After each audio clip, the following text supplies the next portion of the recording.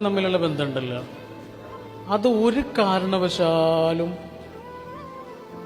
കുറഞ്ഞു പോകാൻ പോലും പാടില്ല. മുറിഞ്ഞു പോകാൻ പോയിട്ട് കുറഞ്ഞു പോകാൻ പോലും നമ്മൾ അനുവദിക്കരുത്. കാരണം അത്രയും പ്രധാനമാണ് ഈ രണ്ടാളുകൾ, ഈ ഭാര്യയും ഭർത്താവും എന്ന് പറഞ്ഞാൽ. നമ്മുടെ ജീവിതത്തിൽ കുറേ ആൾക്കാരൊക്കെ ഉണ്ടാവും, പക്ഷെ അവരൊക്കെ പോവും. നമ്മളൊരു കടൽ തീരം പോലെയാ.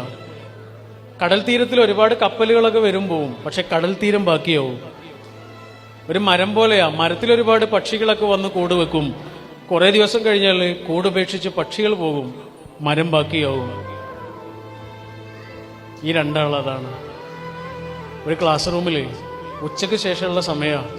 അപ്പോൾ കുട്ടികളൊക്കെ ഇങ്ങനെ ഉറക്കം തൂങ്ങിയിട്ടുണ്ട്. കോളേജാ, കല്യാണം കഴിഞ്ഞ കുട്ടികളും ഒക്കെ ഉണ്ട്. അപ്പോൾ ഉറക്കം തൂങ്ങിക്കൊണ്ടിരിക്കുന്ന സമയത്ത് മാഷൊരു പെൺകുട്ടിയെ അങ്ങനെ അടുത്തേക്ക് വിളിച്ചു. കല്യാണം കഴിഞ്ഞ കുട്ടിയാ.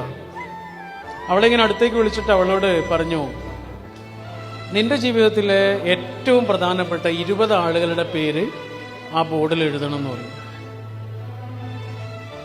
അവള് ചോക്ക് വാങ്ങിയിട്ട് 20 ആളുകളുടെ പേര് ഇങ്ങനെ എഴുതി വെച്ചു. മാഷ അതിങ്ങനെ വായിച്ചിട്ട് പറഞ്ഞു, അതിൽ നിന്ന് 10 ആളുകളെ മായ്ച്ചോളൂ, അത്ര പ്രധാനപ്പെട്ടതല്ലാത്ത 10 ആളുകളെ മായ്ച്ചോളൂ എന്ന് പറഞ്ഞു. അവള് വേഗം മായ്ച്ചു. ഇനി ആകെ 10 ആളേ ഉള്ളൂ. അപ്പൊ മാഷ് പറഞ്ഞു, ഇനി അതിൽ നിന്ന് അത്ര പ്രധാനപ്പെട്ടതല്ലാത്ത 5 ആളുകളെ കൂടി മായ്ച്ചോളൂ. അപ്പോൾ അവള് മായ്ച്ചു കളഞ്ഞു. ഇനി ആകെ 5 ആളേ ഉള്ളൂ. അപ്പൊ അവളോട് പറഞ്ഞു, ആ 5 ആളിൽ അത്ര പ്രധാനമല്ലാത്ത 2 ആളുകളെ കൂടി വെട്ടിക്കോളൂ. ഇനി 3 ആളുടെ പേര് അവിടെ ഉണ്ടാകാൻ പാടുള്ളൂ.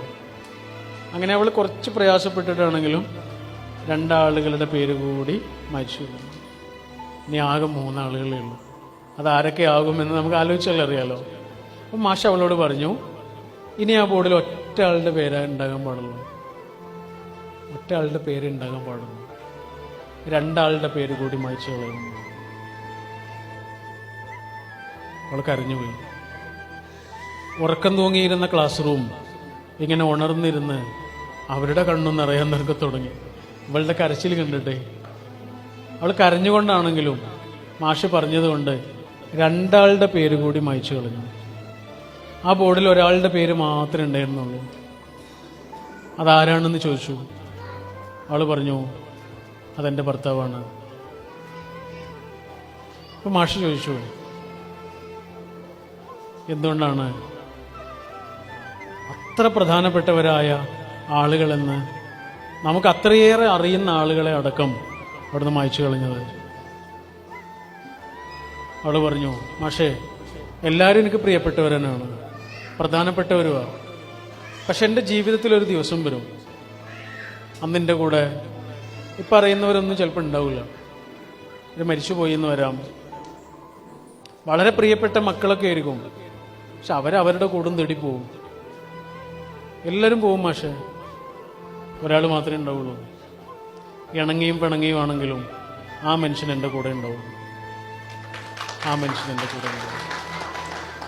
ഇതാണ് ഈ ബന്ധം. നമ്മൾ ഒരു കാരണവശാലേ അതിനെ കേടുവരുത്തുന്ന ഒരു പരിപാടിക്ക് പോകാൻ പാടില്ല.